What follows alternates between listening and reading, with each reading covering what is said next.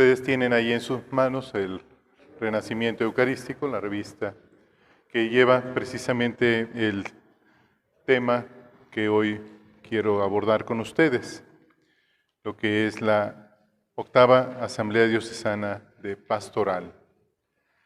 Es una asamblea que se realiza cada año y viene filtrándose de lo que es la parroquia, asamblea parroquial, luego la asamblea de decanato, después la asamblea de vicaría, para llegar justamente a la asamblea a nivel diocesano. Aquí en la adoración nocturna pues, manejamos precisamente ese esquema, entonces no es ajeno a nosotros, es el esquema de pastoral. Me permito ir leyendo, ir completando un poquito. También por eso traje por aquí el semanario de este día, que es muy oportuno porque viene, obvio, por el espacio mucho más amplio, lo que corresponde a la asamblea. La Asamblea Diocesana es una reunión representativa del pueblo de Dios. Cuando decimos representativa, quiere decir que todos, a través de alguien, están representados ante esa instancia. Por ejemplo, aquí mismo están los jefes de sección y están representando a toda su sección. Entonces no es necesario que esté toda la sección aquí para que se enteren. Ustedes son los que van a llevar la voz para allá. Y en la asamblea es lo mismo, representando a cada instancia, las parroquias, representando los decanatos, representando los movimientos. Por ejemplo, en este caso, nos tocó estar presentes a Alberto como presidente, un servidor como el asistente de todos estos movimientos de adoración y de caridad. También fuimos convocados a esta asamblea, representándolos a ustedes precisamente.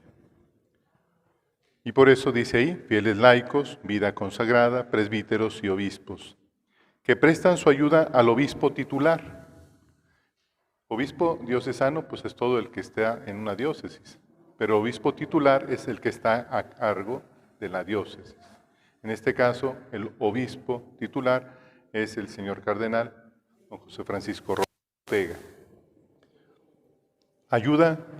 Presta su ayuda al obispo titular de la diócesis para encontrar caminos eficaces para la evangelización y apoyo efectivo a los fieles de la comunidad diocesana. Dicen que dos cabezas piensan más que una, ¿verdad? Y en esta ocasión estuvimos reunidos un aproximado de 350. Entonces quiere decir que había más oportunidad de tener luces por el Espíritu Santo a través de todos los representantes para encontrar esos caminos y esos apoyos que necesitamos para seguir caminando en la diócesis. Del 21 al 25 de junio hemos estado trabajando en la octava Asamblea Diocesana de Pastoral. Por eso me incluyo, ¿verdad? Si se fijan, o alguno se dio cuenta que la edición de esta revista ahora salió unos días más tarde. Claro, gracias a Dios la alcanzamos a tener antes de nuestra primera reunión. Pero fue por eso, porque hasta no tener ya la participación completa, la experiencia completa de la semana de la asamblea, entonces ya me puse rápidamente a resumir un poquito todo lo que vivimos ahí. Convocada por el eminentísimo señor cardenal, doctor don José Francisco Robles Ortega, que por motivos de la pandemia se ha realizado de manera híbrida. El año pasado simplemente no hubo. La pandemia estaba muy fuerte y las condiciones pues no permitían. En esta ocasión fue híbrida. Es decir, a la vez fue virtual y a la vez fue presencial. Anteriormente, como algunos se han de haber enterado, nos reuníamos en el seminario menor, los 300 o casi 400 participantes en el seminario menor. Tanto en el auditorio se tenían los momentos conjuntos y luego ya para trabajos en los salones. Nos separábamos por decanatos o por vicarías. Ahora en la sede de ESNE Televisión, que fue la que prestó la señal para la transmisión, se transmitió a todos los decanatos. Entonces nosotros el primer día nos reunimos en el Sagrario Metropolitano. El segundo día nos reunimos en el Sagrario de Nuestra Señora de Guadalupe y el tercer día, miércoles, nos reunimos en Santa Inés. Todo eso a nivel de decanato. Entonces, cuando se trataba de trabajar a nivel del decanato, pues, estábamos todos los decanatos unidos virtualmente por la televisión. El señor cardenal con los señores obispos y los de la Vicaría de Pastoral estaban en la sede, en las aulas de ESNE Radio, en el estudio de televisión. Y desde ahí nos iban dando indicaciones. También se hizo uso del material escrito, se mandaba, se imprimía y lo manejábamos ahí. Fue un trabajo muy bien coordinado y con mucho fruto.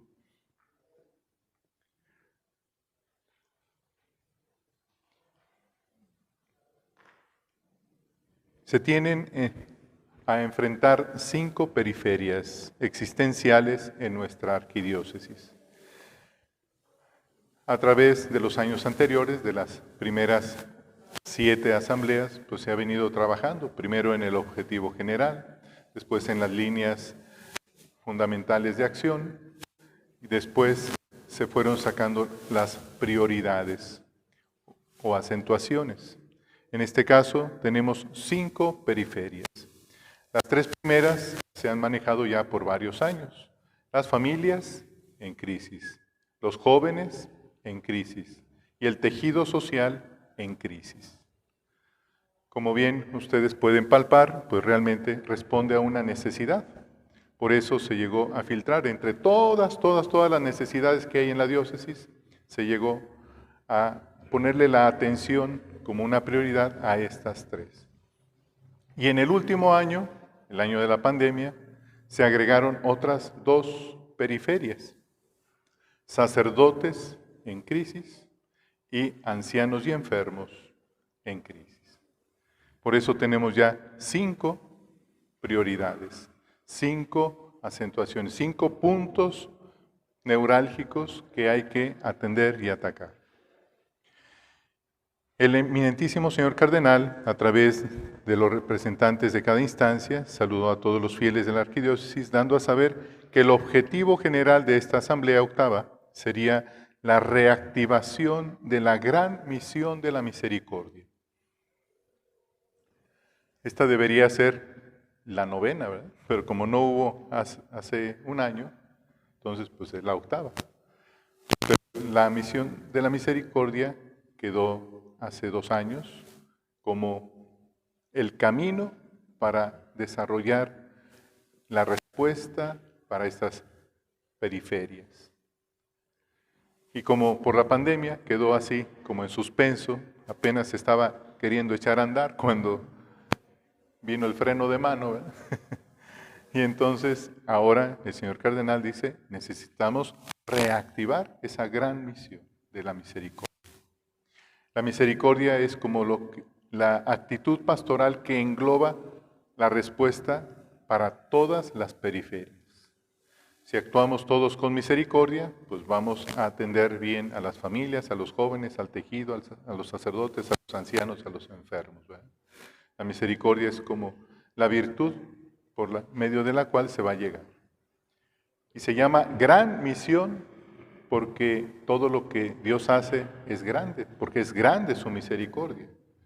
No porque vaya a ser con bombos y platillos, ¿verdad? Con mucha faramaya, como decimos por ahí, sino más bien con la eficacia de un amor que va más allá de los límites que nosotros nos imponemos, ¿verdad? Y es el amor de Dios. Se han llevado a cabo todas estas asambleas desde una metodología. O sea, no es a ver qué sale, ¿verdad? O no es un invento de cada reunión, no. se le llama metodología participativa, en donde desde la base comienza a surgir todas las necesidades, inquietudes y aún las mismas propuestas para dar solución. Y eso se va filtrando, como les decía, desde la parroquia, el decanato, la vicaría, hasta llegar a la diócesis. Y ciertamente el obispo pues, es el que toma las decisiones, pero después de haber consultado todas las demás instancias. Porque hay otras metodologías. Otra es piramidal, ¿verdad? Donde desde arriba, ahí les va. Y entonces empieza a bajar a las vicarías, a los decanatos, a las parroquias. Pero a veces las cosas hechas desde el escritorio pues, no funcionan para todos. Y por eso esta metodología participativa tiene esa gran ventaja, que toca la realidad, que es lo que ahorita vamos a ver. En esta metodología hay 4 pasos. Uno es el ver con los ojos del Padre. El segundo paso metodológico es juzgar, pero no con nuestros criterios, juzgar con los criterios del Hijo. Y tercero, actuar con la fuerza, el impulso del Espíritu Santo. Y por último, celebrar. Son 4 pasos metodológicos. En el primero, que resumí muy rápidamente ahí en 2 renglones, el señor cardenal hizo notar que en el análisis de la realidad, eso es el ver, es analizar la realidad, ver lo que sucede realmente. En el análisis de la realidad, las periferias, encontramos una situación de mayor gravedad acentuada por la pandemia. Si de por sí las familias estaban en crisis, con la pandemia se acentuó la gravedad, la crisis de las familias. Y eso, hasta las mismas estadísticas nos lo dicen. Cómo creció la violencia intrafamiliar, por ejemplo. O, por ejemplo, creció también el desabasto dentro de las familias. Hay una crisis económica dentro de las familias. Y luego, la atención misma, por estar toda la familia hacinada ahí, encerrada, ya no se aguantaban ni unos ni otros, ¿verdad? Hubo problemas, en algunos casos, bastante graves. O, por ejemplo, los papás trabajando desde casa, los hijos también, y pues pobres se volvían locos algunos, ¿verdad? Que si con las tareas, que si con el trabajo, que si con todo el mundo ahí jalando el internet y que no tenían más que una computadora, un solo celular, y entonces para dar abasto a todos, bueno, entonces se entiende cómo se acentúa, se agrava el problema familiar. Y así con las demás, nomás para ponerles un ejemplo. Segundo paso, juzgar con los criterios del Hijo. ¿Y cuáles son los criterios del Hijo? ¿Desde dónde vienen? Primero, fundamental, la Sagrada Escritura. La palabra de Dios es la que nos ilumina, pero también el magisterio de la Iglesia. La voz del Papa, la voz de los obispos, que nos va orientando también, nos va iluminando. A través de una iluminación, de una visión más amplia, pues podemos encontrar soluciones y caminos más eficaces para dar solución a los problemas. Sí, sé cuál es el problema. Bueno, pero ahora necesito un reflector, ¿verdad? Necesito algo que lo ilumine. ¿Qué hace un médico? Dice, bueno, estos son los síntomas, esta es tu realidad, te duele la cabeza, te duele el estómago. Bueno, ahora te voy a mandar a hacer unos estudios, unos análisis clínicos. Ah, bueno, ahí está el juzgar, ¿verdad? Ya una vez que se tiene el análisis clínico y viene él, lo revisa y dice, ah, con razón, aquí andas alto en los triglicéridos o aquí andas así, ya está. Ah, ahora sí ya sé cuál va a ser la solución, ¿verdad? Entonces, igualmente, aquí dicen, donde encontramos luz y fuerza para entender nuestra realidad y poder dar respuesta efectiva a los retos que la realidad nos ha aportado. En uno de los puntos de reflexión se nos recuerda que Jesús de Nazaret realizó su ministerio en una triple función: predicar y enseñar como profeta, compadecerse como sacerdote y aliviar el sufrimiento como rey. Además, que aparece con una auténtica actitud misionera. Y todo esto surge, como les decía, de la Sagrada Escritura. Ustedes ya en particular pueden ir a ver Mateo 9, 35, 38. Y de ahí se sacan esas conclusiones. Viene otro momento de esa misma iluminación con el magisterio de la Iglesia. Y en este caso tomamos el Plan Global de Pastoral. Y me van a preguntar, ¿y cuál es ese? ¿De dónde sale ese Plan Global de Pastoral? Es un proyecto que hicieron nuestros obispos mexicanos, la Conferencia Episcopal Mexicana. Un proyecto a alcanzar el 2031. Es un proyecto precisamente para el aniversario de los 500 años de las apariciones de la Virgen de Guadalupe, el 2031. Vamos apuntando hacia allá. Inspirados en el Plan Global de Pastoral, recordamos que toda la vida de Jesús es redentora. Su familia, su predicación, su escucha e interpretación de las Escrituras, sus actitudes, sus pasiones y acciones, su cercanía con el Padre, su sensibilidad ante el sufrimiento, su presencia de resucitado.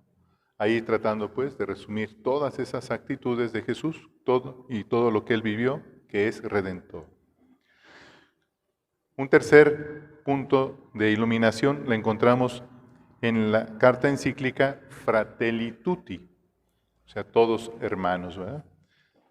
Donde se nos impulsa a reactivar la gran misión de la misericordia, cuando se nos anima en el número 108 a acercarse, expresarse, escucharse, mirarse, conocerse, tratar de comprenderse y buscar puntos de contacto. Eso es un textual, está tomado del número 108. Entonces, todas esas actitudes, si las ponemos en práctica, ¿qué vamos a lograr? Pues que la misericordia se active. Vamos a sensibilizarnos ante la necesidad del hermano. Por ejemplo, dice ahí, mirarse. Bueno, por ejemplo, el día de ayer, después de las confirmaciones, se acercó una indigente que anda por aquí y prácticamente no ve nada. Aparte de que trae pues su bastón, se ve notoriamente una cicatriz en sus ojos que están totalmente sellados. Entonces, si nosotros la miramos, pues ya eso nos habla mucho de cuál es su propia realidad. Conocerse. Ella dijo unas palabras, ya me pude acercar, pedía la bendición, y entonces le di la bendición y la toqué, y se conmovió ella. Entonces, solo como una muestra, ¿verdad?, de esas actitudes que significa salir de uno mismo, ver la necesidad del otro, compadecerse y reaccionar, no quedarnos indiferentes. Entonces, toda esta es una iluminación importantísima para poder nosotros aterrizar y poder dar solución. Si somos 32,000 adoradores en la diócesis, imaginemos cada quien haciendo una acción de misericordia. ¿Cuántas acciones de misericordia estamos haciendo? 32,000. Y si eso lo hacemos todos los días, pues imaginemos en una transformación sencilla y eficaz. Actuar bajo el impulso del Espíritu Santo, el tercer paso metodológico, en donde pusimos a cada periferia las siguientes acentuaciones. Bueno, yo hablo desde nuestra vicaría, ¿verdad? Pero por eso me traje aquí en las páginas 8 y 9 del semanario de este domingo 4, viene el despliegue de 17 respuestas, o sea, son las 17 vicarías, 17 respuestas para cada periferia existencial. Para las familias en crisis hay 17 respuestas. Para los jóvenes otras tantas y así para las demás. Leo lo que tengo aquí en la revista y luego podemos abundar en algo más. Para las familias en crisis propusimos fortalecer la pastoral familiar que favorezca familias evangelizadas y evangelizadoras. ¿Dónde no hay una familia? Pues donde quiera. Donde hay una persona, hay una familia representada ahí. Y si la familia está en crisis, pues necesita un apoyo. ¿Cuál es ese apoyo? Pues lo puede obtener desde una pastoral familiar más bien organizada, que llegue a la evangelización, o sea, no solo a la catequesis, a la cabeza, sino a la evangelización, que llegue al corazón. Y una vez que la familia está evangelizada, también puede a su vez evangelizar a alguien más. Y era lo que comentábamos el otro día en la reunión de Cana, que necesitamos ir implementando esto para la adoración nocturna. Que estemos, todos los adoradores nocturnos estemos evangelizados. Porque si bien nuestro ritual es muy bueno y nuestros estatutos están muy bien hechos, se queda solamente en el primer nivel. Pero necesitamos llegar a nivel de la evangelización. Necesitamos más formación, más preparación, llegar más al fondo. Para los jóvenes en crisis, propusimos fortalecer la pastoral juvenil para propiciar actividades atractivas para los jóvenes. Los jóvenes están hambrientos, pero necesitamos darles algo que los atraiga, que los motive. Porque si no encuentran lo que ellos buscan, simplemente se nos van.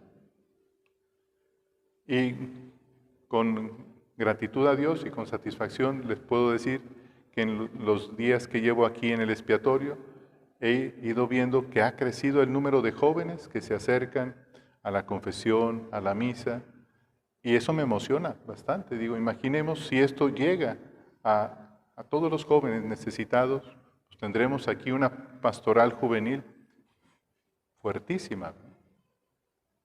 Pero todo depende también de nosotros, ¿verdad? De todos. Yo no lo puedo hacer solo. Y si Dios nos los está mandando, pues es para darles atención, ¿verdad? Para responder a sus inquietudes. Para el tejido social en crisis, crear puentes de comunión y participación entre los miembros de la sociedad. Cuando se habla de tejido social, pues se habla de relaciones. ¿Y cómo están las relaciones sociales? Llenas de temor, llenas de miedo. Salgo a la calle y pues no sé si alguien me va a agredir, no sé si voy a regresar con bien a mi casa de regreso. Se vive en un clima de desconfianza, la violencia y todo lo demás. Entonces, ¿qué está pasando con la sociedad? Está resquebrajada. ¿Qué vamos a hacer? Pues vamos a crear puentes de comunión, pero también puentes de participación. Llama la atención, por ejemplo, en las últimas elecciones que hubo un aumento de votantes. Si en las últimas, anteriores a estas, había sido ya mejor un 47% de votantes, ahora, si no me equivoco, hubo un 57% de votantes. Pero obviamente no hemos llegado al 100, ¿verdad? Y eso solamente en un rubro, que es la votación. Pero la participación, ¿quién hace la ciudad? ¿Quién hace la comunidad social? Pues todos los integrantes. Entonces necesitamos todos participar para bien, creando esos puentes de comunión. Y la comunión pues se genera a través de la confianza, de la apertura, de la comprensión, de la buena comunicación. Por ahí, sin decir nombres, pero en ciertos mensajes oficiales se han detectado más de 50,000 mentiras contabilizadas. Y dice uno, pues entonces, ¿dónde estamos parados, verdad?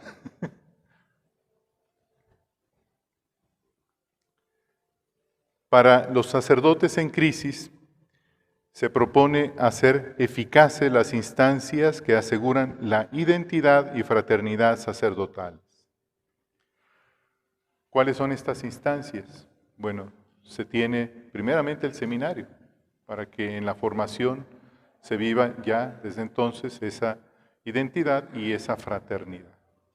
Pero también ya en la pastoral están los decanatos, están las vicarías, también están las instituciones como es la formación permanente del clero y otras que favorecen. Y obviamente aquí también intervienen los laicos. El pastor no puede sin sus ovejas y las ovejas no pueden sin su pastor. Entonces, esa comunión también es muy importante. A veces, no lo digo por mí, pero se ve al sacerdote solo como un prestador de servicios. Ah, padre, me confiesa, qué bueno que lo veo. Oiga, y ¿me puede resolver esta duda? Y puras de esas, ¿no? Oiga, padre, ¿cómo está? ¿Cómo amaneció? ¿Ya comió?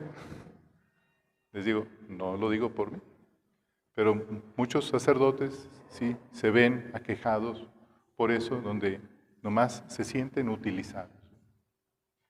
Y horas de confesiones y nadie le lleva un vaso de agua. Así, detalles tan pequeños, ¿no? Entonces llega el momento en que el sacerdote humanamente también se cansa, también se enferma, también. ¿Y quién se preocupa? Pues el que se las arregle solo, ¿verdad?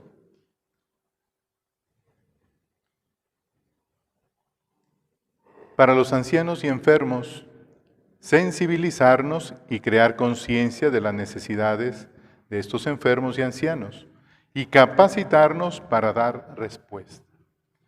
Como que tuvo mucho eco esto último, lo de la capacitación. Sí, yo puedo ver la necesidad de este enfermo, este anciano, ¿y quién no tiene uno en su familia? Pues simplemente si vive tu papá o si vive tu abuelito, pues creo que ya tendrá más de 60 años, ¿no? Y entonces ya es un anciano. Pero si no sabe resolver su problema, ¿cómo le vas a ayudar? Pues nomás te le quedas viendo y pues yo quisiera ayudarte, pero no sé cómo. Entonces ahí viene la capacitación geriátrica, ¿verdad?, para los ancianos. Y nuestro país para allá va, porque la pirámide se está invirtiendo, ¿verdad? Antes eran más los niños y los jóvenes y los ancianos pues eran menos. Pero ahora son más los ancianos, son menos los jóvenes y menos todavía los niños. La pirámide poblacional se está invirtiendo por lo del control natal y todo aquello. Entonces imaginemos el problema que ya está encima, pero agravado durante años que vienen, donde vamos a tener casi puros ancianos, lo que está pasando en Europa, tal cual. En Europa son con mucho más los ancianos que los adolescentes y jóvenes. Entonces, sí, necesitamos una capacitación, no solo para saber qué hacer con nosotros mismos, ¿verdad?, sino por lo menos para tenderle la mano al que está a un lado, ¿verdad? Me decía el otro día un amigo que cayó al hospital, que ahorita nadie quiere caer ahí porque dice, a lo mejor no salgo, ¿verdad? Pues precisamente ese era su temor y dice, padre, en los 15 días que estuve en el hospital, se murieron todos mis compañeros y empezaron ahí uno, otro, y se murieron todos. Dices, fui el único que sobreviví de esa sala. Híjole, qué duro, ¿no? Qué duro. Ese es pues el actuar. Claro que las soluciones ya concretas vienen después, que es la planeación y la programación. Estas son propuestas, pero un poquito a un nivel de criterios, de algo más amplio. Cuarto paso, celebrar. Y celebrar pues significa agradecer, significa también comprometernos con Dios en su proyecto. El viernes concluimos con una concelebración en cada vicaría episcopal. En este caso, jueves y viernes, la reunión fue en Nuestra Señora del Sagrario, que es donde está el vicario episcopal que nos corresponde, el padre Luis Enrique Silva. Y ahí tuvimos la misa. Todas las vicarías, al mismo tiempo iniciamos la celebración para detenernos 15 minutos después, enlazarnos con ESNE y escuchamos todos la homilía del señor cardenal. Entonces fue también una misa híbrida, también con la participación del señor cardenal en su homilía. Y por último, concluimos con una comida en donde convivimos fraternalmente. Así concluye pues este pequeño resumen que hago yo. Pero creo que sí es muy importante estar todos en esa sintonía del caminar de nuestra diócesis. Por eso no quise esperar otro mes porque sí hubiera podido hacerlo con más calma, o que hubiera salido 3 días antes el boletín, pero dije, no, vale la pena que llegue calientito, ¿verdad? Y si alguien quiere bajar a otros detalles, como andamos en tiempo, bueno, me tomo la libertad de leer un par de propuestas de aquí, de las otras vicarías, nomás para que se den idea a ustedes cuál fue el trabajo que se realizó. Por ejemplo, en las familias en crisis, acá de las 17, bueno, podemos leer aquí, formar escuelas para padres en el decanato con la participación de matrimonios por parroquias. Luego, sensibilizar del ser y quehacer de la familia como iglesia doméstica. Si alguien le pregunta, si te dicen, oye, ¿y qué es la iglesia doméstica? No, pues algunos atinarán a decir, pues es mi familia, es una iglesia doméstica. Bueno, pero ¿cómo se distingue una familia doméstica, una iglesia doméstica a una que no lo es? ¿Cuál es su ser y qué hacer, verdad? Ah, caray, como que ahí ya está más complicado, ¿no? Entonces, por eso, sensibilizar ante el ser y qué hacer de la familia como iglesia doméstica. Nomás para ponerles un ejemplo. Los jóvenes en crisis, también dice, aprovechar los medios tecnológicos para acercarnos a los jóvenes y hacer atractivo el seguimiento de Cristo como una opción valiosa de vida. Pero sabemos que los medios de comunicación y la tecnología son buenos, pero tienen sus límites. Los medios de comunicación son sobre todo para atraer, pero una vez que ya se ha atraído al otro, ya se tiene enganchado, vamos a decir, en el proyecto, tiene que haber una evangelización personalizada. La tecnología no suple lo personal. Animar a salir al encuentro de los jóvenes con empatía y creatividad, motivando el diálogo evangélico y creando espacios de participación. Esa es otra de las propuestas. Y los jóvenes necesitan eso, necesitan ser escuchados. El otro día me decía una señora, padre, con mucha tristeza, dice, mi hijo mayor cayó en las drogas. Y yo le respondí, ¿sabes cuál es el mensaje que te está mandando tu hijo? Dice, pues no. Mamá, escúchame, hazme caso, atiéndeme. Ese es el mensaje que te está diciendo. Si los jóvenes caen en este tipo de adicciones es por falta de atención de la propia familia. Y por eso, pues van con quienes supuestamente les van a hacer caso, pero los hunden más, propiciándoles esos vicios y esas ataduras.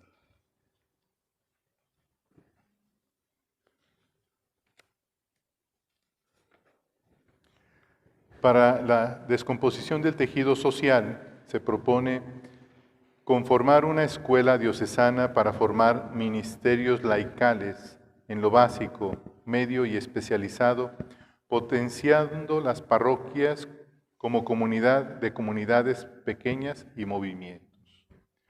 Hay mucho potencial en los laicos, y ya lo había dicho el Papa San Juan Pablo II, es la era de los laicos, pero como que todavía no terminan de despertar, ¿verdad? Como que todavía, oiga padre, no, pues sí, qué bueno que estén en atención con la cabeza, pero a veces si no les dice el padre no hace nada.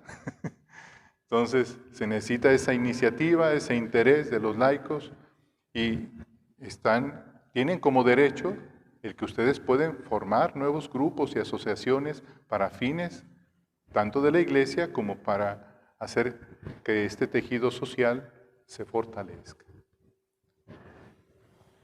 Despertar la conciencia de solidaridad y empatía en nuestros laicos y en la sociedad. Por ejemplo, ahí está esa propuesta que va en sentido de lo que estábamos diciendo. En cuanto a los sacerdotes en crisis, leo otras dos de las 16 que están por aquí. Formar el equipo de fraternidad que nos integre e integre a todos los sacerdotes a vivir la sinodalidad y samaritaneidad con el apoyo de las actividades programadas. Aquí hay dos palabritas que qué bueno que salieron para poderlas entender porque ya son parte del lenguaje en nuestra pastoral diocesana. La sinodalidad, que significa caminar juntos, hacer camino juntos. Entonces, no se trata nomás de decir, mira, vete por allá, como hace ratito que me dijo una señora, padre, ¿dónde están los baños? Pues al fondo a la derecha, ¿verdad? Pero yo no la acompañé, ¿verdad? Yo me fui a poner la sotana para venirme para acá. Pero, ¿qué significa la sinodalidad? Ah, mira, vamos caminando juntos. Oye, pero no hay camino. Ah, pues vamos abriendo camino juntos también. Esa es la sinodalidad.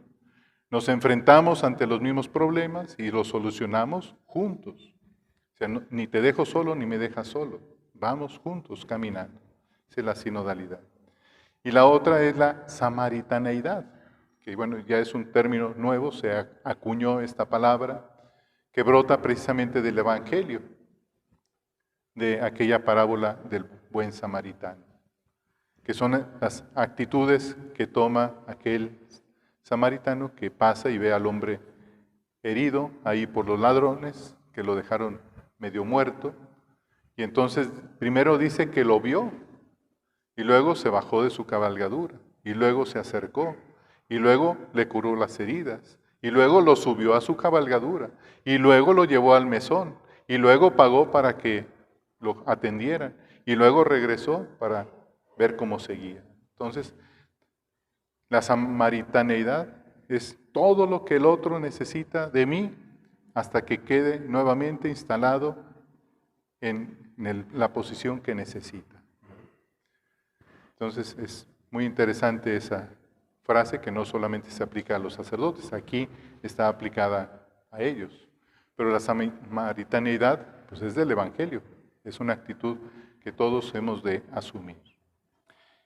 Y por último, leo otras dos acá de los ancianos y enfermos abandonados. Buscar y atender con actitud de misericordia a los ancianos, enfermos y abandonados. Ojalá que en su familia no se dé el caso, pero yo me he encontrado muchas familias en donde por motivos razonables o no razonables, ¿cuántos ancianos o enfermos quedan simplemente en el día encerrados, solos, ni quien les atienda? Y hay algunos, yo me he dado cuenta de dos, que al regresar sus familiares de donde andan, los encuentran que cayeron de su cama y algunos ya habían perdido la vida. O sea, ya no hubo quien en el momento los rescatara. Algunos, por ejemplo, broncoaspiraron porque por su enfermedad salió el vómito, se lo volvieron a tragar y pues obviamente eso causó la asfixia y murieron. ¿Por qué? Porque no había alguien a su lado en ese momento crítico. Entonces, a lo mejor son casos extremos, pero sí hay mucho anciano y enfermo abandonado. Entonces, sensibilizarnos, buscar atender. Crear conciencia como iglesia y como familia de la importancia que tienen, valorándolos, acompañándolos y asistiéndolos en lo material y en lo espiritual. El mismo anciano, por saberse anciano o por verse también a sí mismo limitado ya en sus facultades, muchos caen en la depresión de decir es que ya mi vida no sirve para nada, ya soy un estorbo, ¿verdad?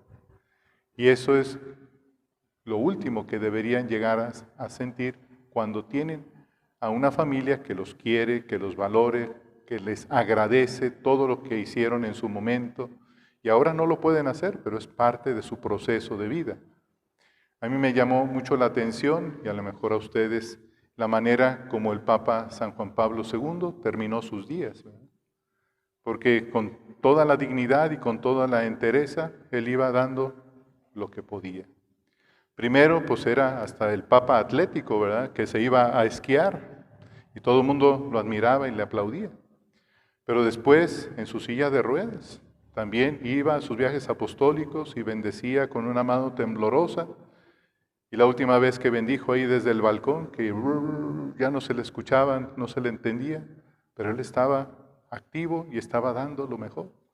Para mí fue un modelo impactante de cómo poder terminar una vida plena, ¿verdad? Dándolo todo. Entonces, ¿por qué no hacer eso mismo con nuestros ancianos y enfermos? Creo que hay muchas cuestionantes y muchas necesidades al respecto. Hermanos, en el orden del día está el tema de los estatutos, pero por cuestión de tiempo y el segundo tema, que es el del hermano José Luis, y creo que tiene mucha relevancia porque va a ser el rito de pertenencia o cuando se impone distintivos, y aquí hay muchos hermanos presidentes, entonces yo creo que es un tema que deben de saber. Entonces le voy a dar el espacio de tiempo al hermano para que tenga más tiempo con ustedes y sobre todo que pueda hacer alguna pregunta. Voy a ser muy breve, nomás en el comentario que les voy a hacer. A mí me llama mucho la atención que ahorita estemos muy interesados, y no voy a hablar en negativo, al contrario, es para animarnos, donde a veces en las redes sabemos de muchas cosas, pero les voy a hacer dos preguntas y quiero que sean bien sinceros para contestarlas. La primera, en el artículo que escribo, viene una parte del mensaje publicado por el SEM, que es los obispos, que está publicado el 15 de abril. Yo lo publiqué en el consejo. ¿Quién lo leyó? 1, 2, 3, 4, 5. Crean que si voltean para atrás, nadie le está levantando la mano.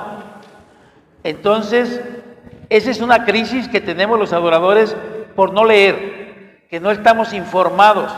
Y luego preguntamos lo que deberíamos de saber. Por eso les digo que no es una referencia mala, al contrario, es para animarnos.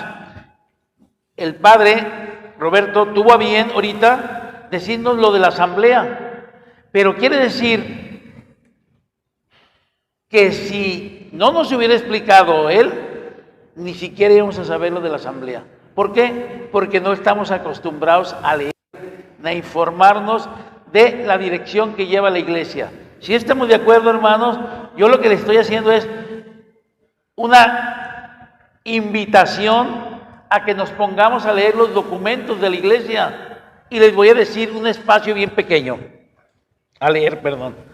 Dice, a todos los agentes de pastoral, religiosos y laicos, queremos agradecerles su testimonio y compromiso por estar siempre cercanos al pueblo de Dios en estos tiempos difíciles.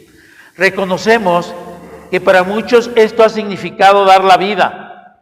Por ello, elevamos una oración al Señor de la vida para que sea su mejor recompensa, y para quienes continúan arriesgando su vida por encargar la misericordia del buen samaritano, acercando de la caridad, la palabra a sus hermanos.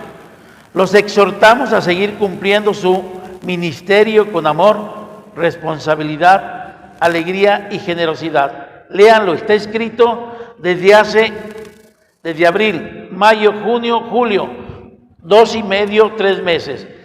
¿Se les hace una coincidencia que estemos hablando de lo mismo o se les hacen temas separados?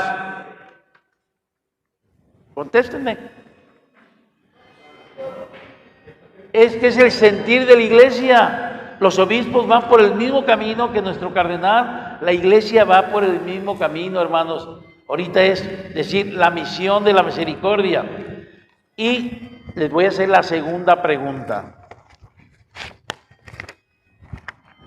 También mandé la carta de las nuevas disposiciones y nuevas normas respecto a la pandemia que mandó el señor cardenal.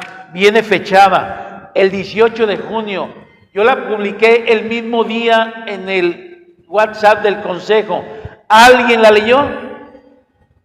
Miren, me da gusto porque ahora hay más. ¿Por qué la referencia a esto? Igual nos menciona que aumentan los templos al 75% de la caridad. Antes de esto nos dice, es tiempo de avanzar. Si es tiempo de avanzar, ¿qué nos está diciendo? Pues que ya hay que quitarnos la flojera, el miedo y sobre todo hay que hacernos nosotros presencia en nuestras comunidades y hablando en lo particular de nuestros grupos de adoración nocturna. Todavía me preguntan que si les podemos dar una carta de parte del Consejo para que vayan con el señor cura y les autorice que si ya pueden iniciar sus vigilias de los hermanos que están aquí en alguna parroquia, no han iniciado sus vigilias presenciales.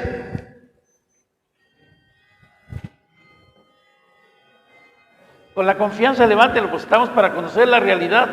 Ya son muy pocas, gracias a Dios. Yo les digo, y como respuesta les comentaba, por eso es tan importante la carta del señor cardenal. Aunque nosotros les demos una carta firmada por el Consejo, ¿ustedes creen que no será más importante la carta que firmó con las nuevas normas el señor cardenal? Ese es un mandato, ya ni siquiera es una sugerencia. Es un mandato del señor cardenal donde nos propone lo que debemos ya de hacer. Inclusive aquí habla de que todas las personas que ya están en sus trabajos normales ya deben de estar en el punto 2. Dice, para todos quienes han tomado con regularidad sus actividades cotidianas en conciencia, están invitados a retomar el precepto dominical. Hermanos, ya por tele ya no vale. Si ustedes ya salen, pues hay que asistir a los templos. Los templos ya están autorizados al 75%. Entonces, ya no hay duda de que todos los grupos parroquiales ya deben de estar funcionando, incluyendo la adoración nocturna, porque yo les hacía cuentas el lunes, pues ¿cuál templo tendrá menos de 300 personas de capacidad? Yo creo que no hay ninguno. De 200, el 75% serían 150 personas que ya pueden asistir. Díganme ustedes cuál grupo de adoración tiene 150 personas de adoradores, como para que se excedan de la capacidad del templo. Yo no creo que ninguno. Entonces, hermanos, ya no hay pretexto. Esto se los digo también para que ustedes puedan estar informados, porque ustedes son el hilo conductor de sus parroquias. Ustedes son los que deben de animar, pero ¿cómo animan si no están informados? ¿Sí estamos de acuerdo, hermanos?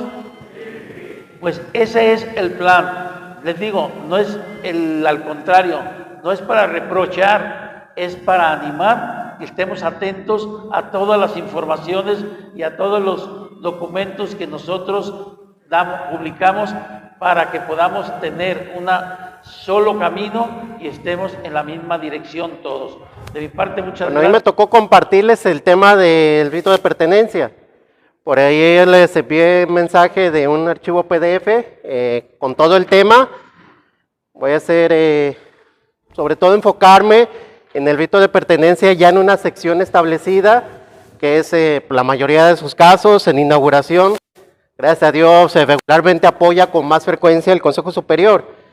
Por eso, si bien voy a mencionarlos, algunas partes, es importante, pues, sobre todo hablar del rito que llevan a cabo en sus secciones, en sus parroquias.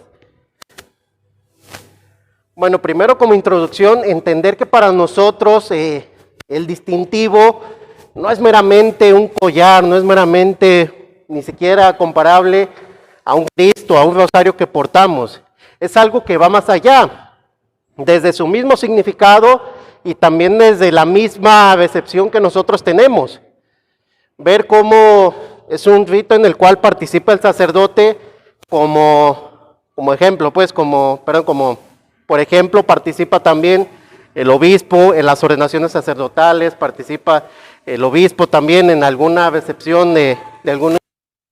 Aquí participa el sacerdote para el adorador que ingresa a la adoración nocturna. De ahí la importancia, pues, ver que nuestro distintivo no es meramente, como les digo, un mero colige, ni siquiera un mero Cristo, o tiene un significado mayor. Por eso se lleva a cabo este rito. Eso como primer punto. Después, y lo básico, yo siempre les digo, para que el rito de pertenencia sea bien y se lleve a cabo de la mejor manera, se tiene que haber una gran preparación, con un buen tiempo de anticipación. ¿Qué es lo primero que tenemos que haber en nuestras secciones? Yo creo que por lo menos 2 meses antes, pues ver si va a haber, si hay adoradores que cumplen los requisitos para poder recibir su distintivo, poder realizar el rito de pertenencia. Eso, como les digo, es lo básico, es lo primero. Como les digo, primero que cumplan los requisitos, ahí no me voy a enfocar tanto en cuáles son y cómo la forma, pero los que cumplan los requisitos, en junta de consejo se decide cuáles son los que pueden acceder a este derecho y por supuesto la última palabra la tiene el director espiritual. No es decisión meramente de nosotros, ni del jefe de turno, ni del presidente. La última palabra la tiene el director espiritual. Si él sabe o se entera de alguna situación, él puede detener el rito. Claro que en la mayoría de los casos él acepta, pero no es un mero protocolo, es algo que nosotros debemos llevar a cabo. Presentarle la lista y que él palomee a todos los que van a realizar el rito. Por supuesto que para esto ya se tuvo que parte de los requisitos es la formación que se les da a los adoradores, que ya marcan los institutos, son 6 meses tanto de formación como de las vigilias que se deben de cubrir, tanto las vigilias ordinarias como las vigilias solemnes que se cubran en esos 6 meses. Ya una vez que se tiene la lista, ya se llevan a cabo los simulacros.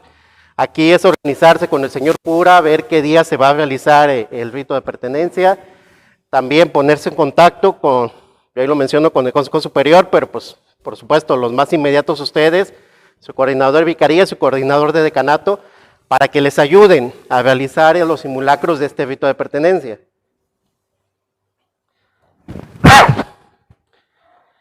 Y pues bueno, ya una vez que se tiene la organización, ahora sí se dan las comisiones. Si quieren, para hacerlo un poco más vívido, más organizativo, vamos a invitar a algunos hermanos. ¿Me ayuda usted como sacerdote?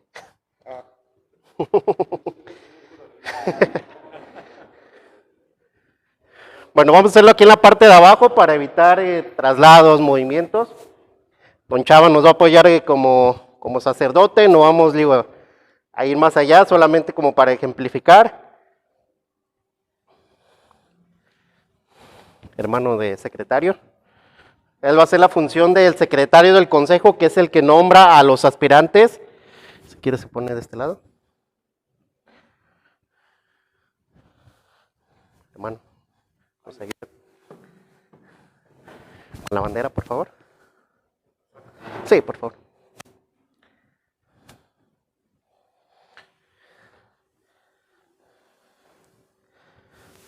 A ver, 2 personas que nos ayuden con los distintivos y la entrega de los distintivos y estatutos. Voluntarios.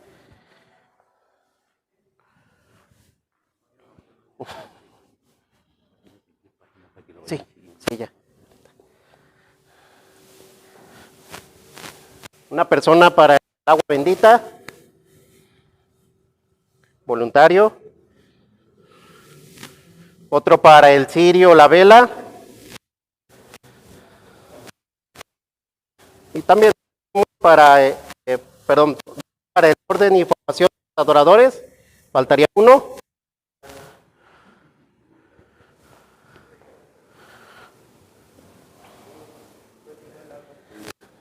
Un ceremoniero.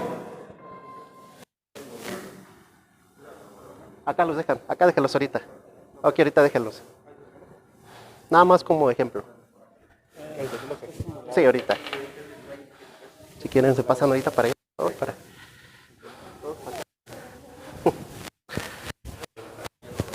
Ceremoniero.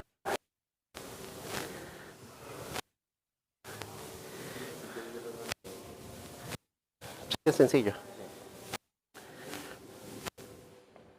Bueno, parte de este simulacro es ver un poco las formas en las cuales se puede llevar a cabo el rito.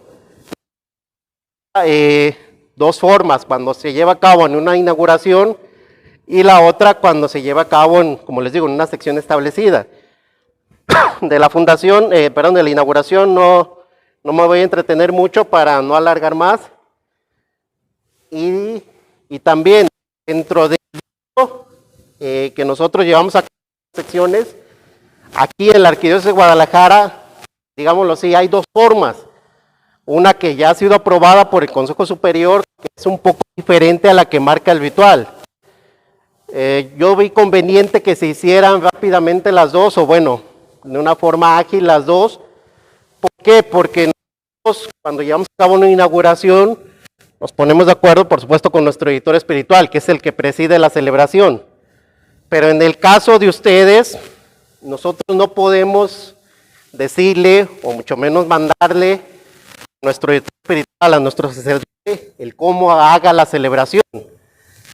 Él dispone a hacer cambios, él tiene toda la autoridad para hacerlos. Pero es importante que nosotros conozcamos el rito para que no nos agarre sorpresa o para que podamos adaptarnos.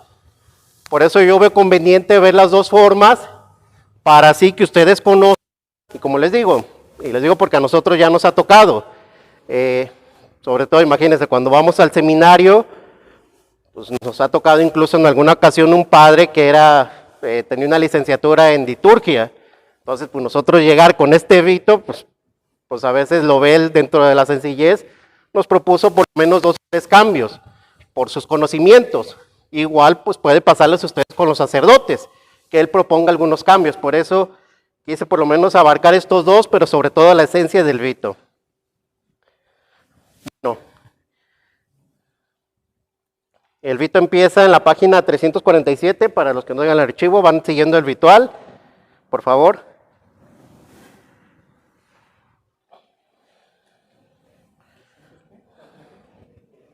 ¿347, verdad?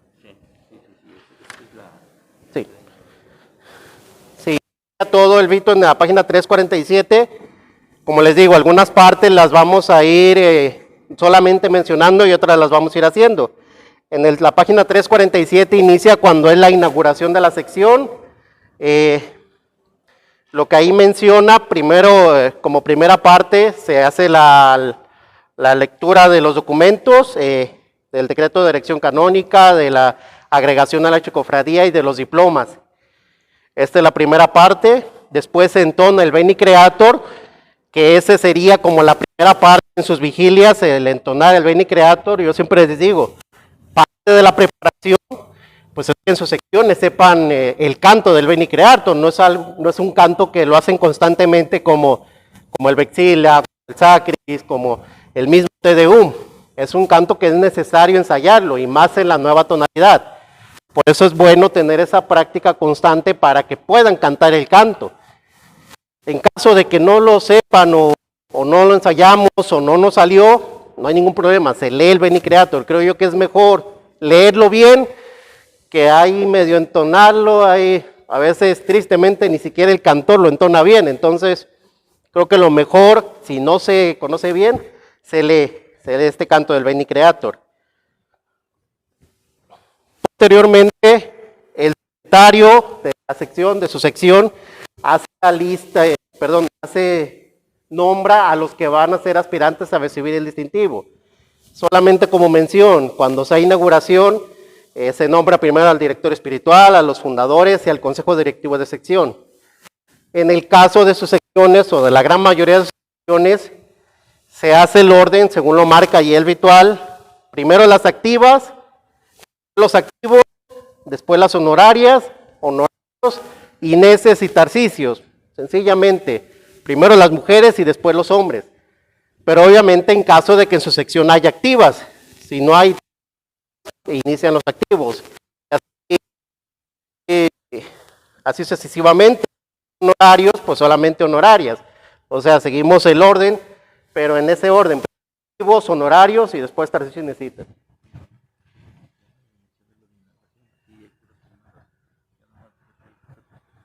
Sí.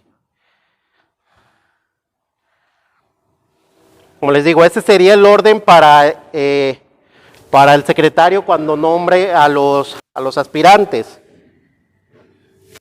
Y cada uno, desde el director espiritual, el consejo, todos van a responder viva Jesús. Como parte también de esto, el secretario contador tiene la lista, tenerla con tiempo. Tristemente a veces nos toca que hasta el mero día andamos haciendo las listas, o nos entrega las listas allá a mano, el turno de las honorarias o en general. No, es una buena lista para nosotros hacer esa organización, no andar ahí traspapelándonos con una y otra. Y también, cuando vaya nombrando listas, las va palomeando a los que respondan y que se formen. Puede que alguno de los hermanos no asistió y a veces pues, con tiempo ni siquiera. Y recuerden, esos nombres se tomando la asistencia o palomeando a los que asistieron a hacer el rito. Sí.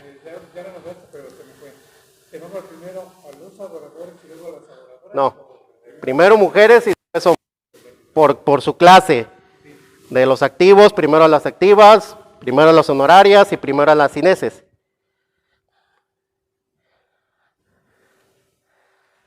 Ya posteriormente, ya que los nombres secretario, se hace el juramento de los estatutos.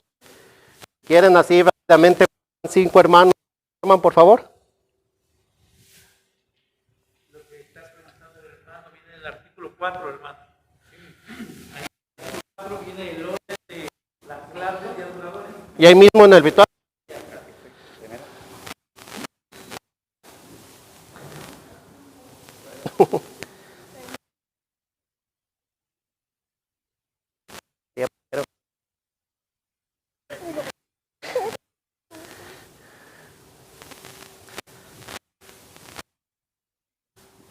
Esto solamente el sacerdote hace el cuestionario, es más o menos al que realizan los sacerdotes. Los que van a recibir, yo pónganse a un lado para efecto que no Sí. tapen las. Ya nos formamos. Van a hacer un lado para que no les tapen. Están viendo cómo es el proceso.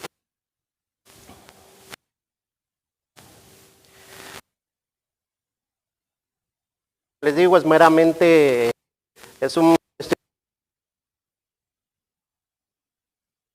basado en el rito de la ordenación del sacerdote. En este caso, el que le va a no todos los sacerdotes son adoradores, entonces hay que incluirlos. Independientemente, el ceremoniero es el que les debe de indicar qué van a leer, como es en las misas. Y también un poco similar a esto, lo propio es que se hagan las oraciones del ritual. Si algún sacerdote quisiera usar regularmente en los ritos en general, sobre todo con el cardenal, se preparan aparte, pero pues sí por lo menos tener una carpeta digna, incluso hay unas carpetas ya propias pues, para que no se note tanto, pero lo ideal es que se haga con el ritual. Si quieren nada más 2 preguntas. quieren pertenecer a la adoración nocturna mexicana y comprometerse a vivir su espíritu y misión, quieren recibir los estatutos de la adoración nocturna mexicana para que sean y así santificarse a la voluntad de Dios. Sí, ya continúa.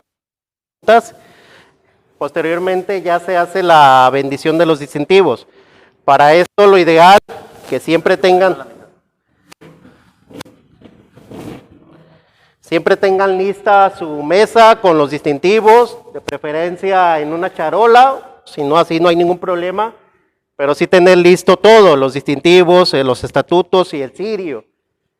Yo también ahí se los comento, eso sí, también verlo desde que ya son aceptados, para que desde lo más práctico que vayan haciendo el pago, el importe, o si van a tener algún padrino, ahí lo comento, de preferencia, pues si hay un padrino que sea el que los invitó a la adoración, por supuesto que esto no es obligatorio, pero sí para ya ustedes los vayan contemplando cuántos van a ser y cuánto va a ser el costo, para que se tengan ya listos con tiempo, que no se vea, pues como pasa, a veces la vigilia no es el sábado y el viernes andamos viniendo a comprar.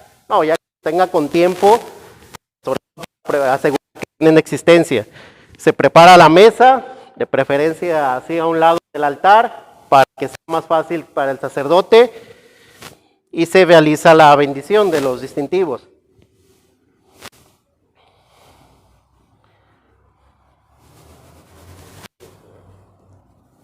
Nuestro auxilio está en el nombre del Señor. Escucha, Señor, nuestra oración. El Señor esté con ustedes. Con tu espíritu. Padre de todo don perfecto, dígnate bendecir estos distintivos de la adoración nocturna mexicana para que sean signo de la sangre derramada por el perdón de nuestros pecados en la cruz de tu Hijo, que vive y reina por los siglos de los siglos. Amén. El que trae el agua bendita, el topo y las bendice. Puede ser que sea el mismo ceremoniero que lo tenga a un lado. En algunas ocasiones el mismo sacerdote la pide y dice, no, yo me la llevo. O sea, ese es el hermano José Luis, que hay que estar y atento y preparado para todo, ¿verdad? Sí, lo ideal, los cargos no es nada más como nominal, es sobre todo para prevenir. Si lo hace el acólito, no hay ningún problema, pero yo ya previne, porque también a veces está la bendición y a la mera hora de vaciar el agua es cuando falta. A la mera hora de encender el cirio es cuando nos falta. Por eso es importante que ya tengan un encargado que pues prácticamente va a ser su única función. Entonces va a estar más concentrado para que se realice mejor, prever que esté la bendita, prever que esté el y en general. Por eso es importante que se tenga nombrada una persona en específico. Entonces ya se rocian los distintivos.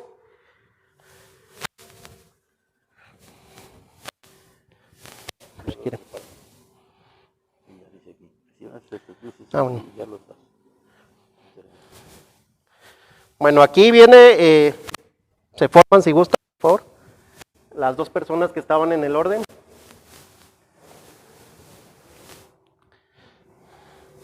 Acá, por favor.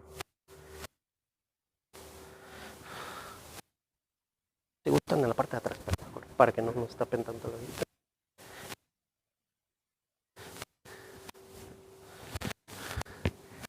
Personas que están en el orden desde que se nombra, los que les están indicando el lugar, ya que algunos a veces, sobre todo cuando es caso de hombres o mujeres, puede que la mujer tarde un poco más en llegar, entonces él le dice un momento que se espere para que se pueda integrar, que queden primero mujeres y después hombres. Esa sería más o menos su función y también estarles indicando.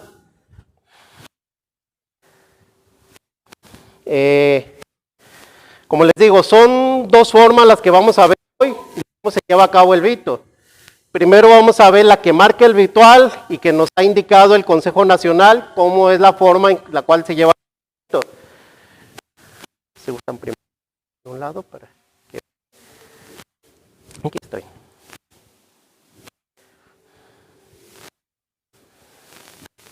Bueno, la forma que nos indica el Consejo Nacional y que viene ahí también una pequeña imagen, el abanderado pasa para acá. Un ceremoniero que entrega todo el paquete. Ellos.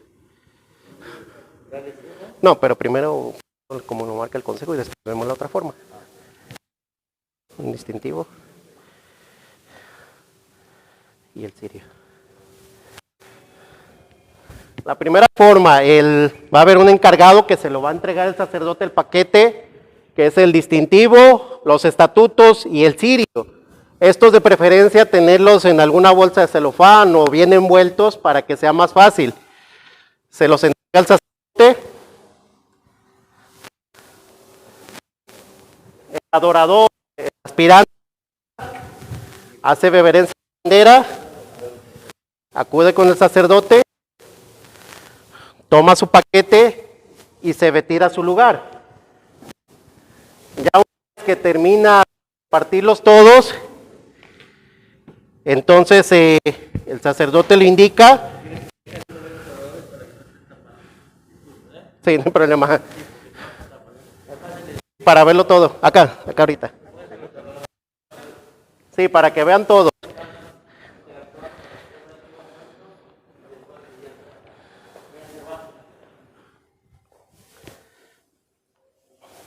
Si quieren, no hay problema. Acá. Como les digo, esa es la forma que marca el Consejo Nacional y de hecho tienen por ahí un video publicado de esta forma. La repetimos. El adorador pasa, hace reverencia a la bandera y recibe el paquete. Lo que marcan ellos, se retira a su lugar. Ya una vez que termina de repartir todos los paquetes, el sacerdote les indica el momento en el cual se pone su distintivo de la mano, lo besa y se lo coloca. Ese sería el rito como lo marca el Consejo Nacional y ya después continuaría la entrega de estatutos, la bendición del cirio en general. La segunda forma es la que implementa Monseñor Francisco Casillas, con aportaciones del Consejo, autorizada por el Consejo. Nuestro actual director espiritual, el Padre Roberto, él ha dicho que ahorita va a continuar la mayoría de las formas que él manejaba. Ya posteriormente puede hacer modificaciones porque él tiene esa autoridad como director espiritual de nuestra arquidiócesis. Y también, como les comento, si el sacerdote decide hacer alguna modificación, él está en toda la libertad. Le podemos sugerir y al final de cuentas él decide. Ellos son los únicos que tienen esa autoridad de modificar estos. Al final de cuentas solamente será la forma, no modifica el rito. Pero pues sí, también nosotros no atribuirnos esa función de nosotros también querer innovar y querer hacer modificaciones. Eso sí, nosotros no lo podemos hacer, solamente los sacerdotes. En la siguiente forma, ahora pasan, si quieren nada más, o pasan desde allá, suponiendo que están aquí, para tapar la actividad. Ahora sí toman cada quien. Que vean, obviamente van a estar aquí de frente, pero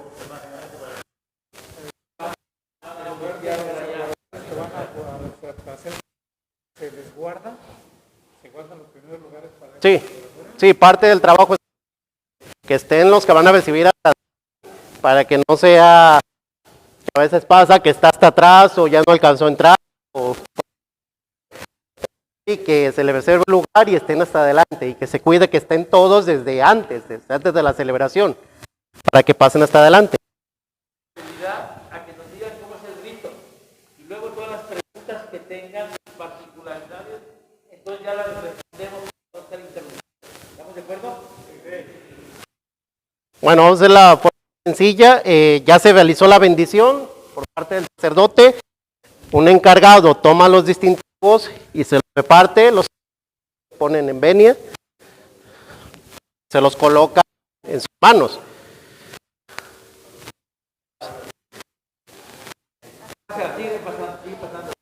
Sí, ahorita se los Para abierto el distintivo. Sí, les digo, parecerá sencillo, pero también eso hay que, por eso es importante el simulacro. Me ha tocado ver que a veces el que los reparte, a veces llega hasta allá se los pone, se los va poniendo. Por eso el simulacro, para que tener bien ensayado las manos en general. Otra de las formas es que es al indicado Monseñor que se pusieran el distintivo en la mano izquierda. De eso no hay ningún problema. Lo importante es que los manos. Ya una vez que terminan de distribuir todos los distintivos, ahora el adorador toma su distintivo, besa el medallón y se lo coloca.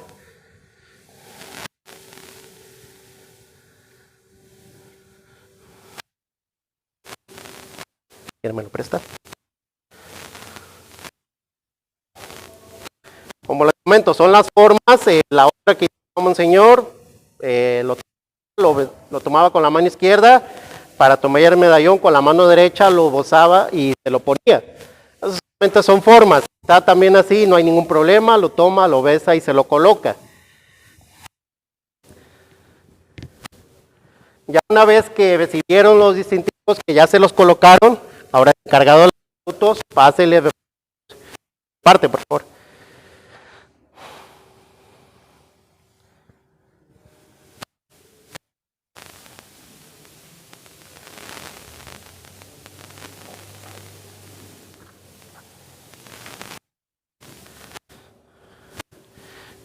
Posteriormente, bueno, aquí nada más tenemos dos, pero también los cirios, si quieren nada más uno.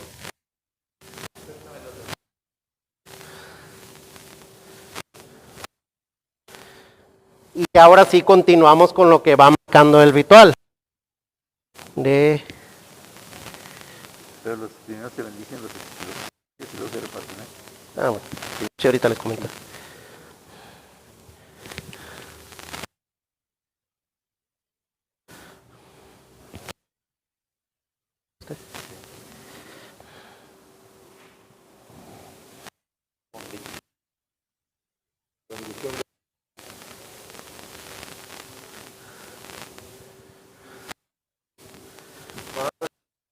Dios Todopoderoso, que eres la fuente y la luz de la vida, del cuerpo y del espíritu. Es decir, estos cirios que vamos a utilizar con fe. Concédenos, Padre de la luz, que iluminando nuestros corazones podamos acercarnos a ti, que vives y reinas por los siglos de los siglos. Amén. Cuando ya están benditos. Sí. Se enciende, bien como indicación, ahora se enciende el cirio pascual y último se hace, se hace la entrega de la luz, reciba la luz de Cristo de parte del sacerdote y por último se hace el acto de consagración.